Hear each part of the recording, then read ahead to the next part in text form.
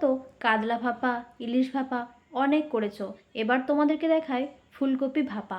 ফুলকপিগুলোকে গরম জলে একটু হলুদ দিয়ে দিলাম। তারপর কাজু বাদাম, পোস্ত, কাঁচা লঙ্কা এগুলো পেস্ট করে নেব।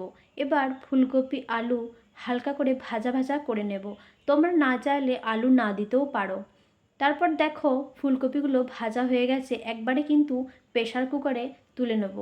এবার টমেটো, পেঁয়াজ কুচি, আদা বাটা সব দিয়ে দিলাম। তোমরা না চাইলে পেঁয়াজ না দিতেও পারো। এবার যেটা পেস্ট করে রেখেছিলাম সেটাও দিয়ে দিলাম। তারপর পরিমাণ মতো তেলও দিয়ে দিলাম। এবার নুন দিলাম।